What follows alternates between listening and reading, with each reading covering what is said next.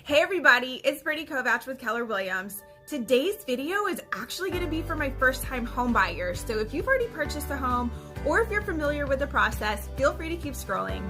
However, if you woke up today and you're like, let's do this, I'm ready to purchase a home, where do I begin? What's the process like? Then this video is going to be for you.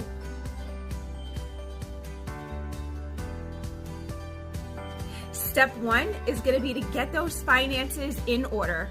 A pre-approval or proof of funds, if you're purchasing with cash, is going to be the very first step of the home buying process. If you start searching for a home prior to having one of these things, you do risk losing out on that property, and we don't want that to happen. So first things first, proof of funds, all that is a phone call to your bank. Pre-approval, you're going to need to connect with a mortgage lender. Mortgage lenders typically don't advise spending 3 to 5 times your annual income. That way, if you put 20% down, you have a more manageable debt in hand. But the mortgage broker is going to tell you exactly how much you can afford. If you don't know where to begin, if you need a mortgage lender, no problem. Feel free to send me a text or a message, and I can get you connected with one.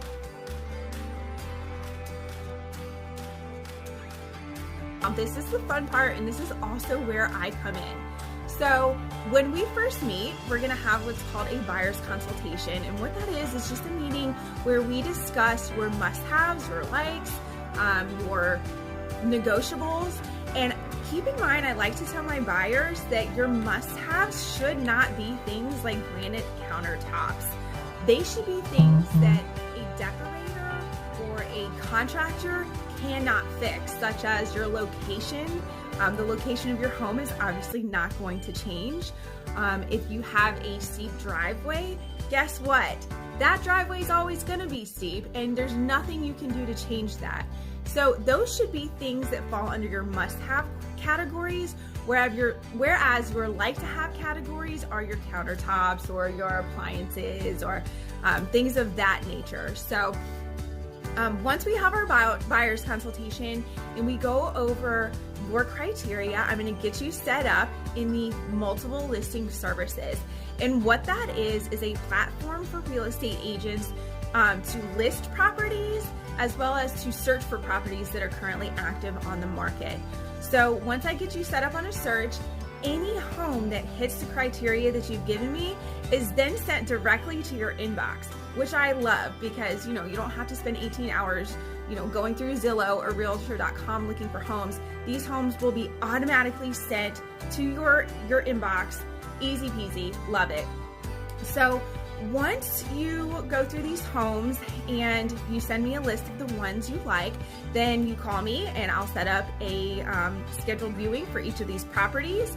And I do tell my buyers to please take notes. When you've seen 5 houses in one day, they all start to kind of mesh together. And then you're like, wait, was this the house that had that? Or was that the house that had that?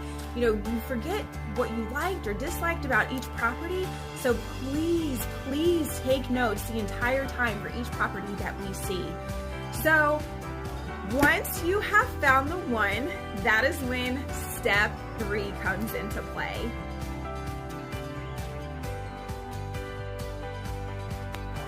Step 3 is make the offer. So you found the one, congratulations, and now we get to tell the seller that we want it. So in order for me to put in an offer with the listing agent, I'm going to need a couple of things from you. First and foremost, I'm going to need that pre-approval or the proof of funds, but no problem, right? We're ready to go because you already did that in step 1. I'm going to need your offer price, and this is what you're willing to pay for this specific property. Don't worry, I will help you come up with a number based on the fair market value of that property at the time. You're going to have to put down earnest money deposit, which typically runs 1 to 2%.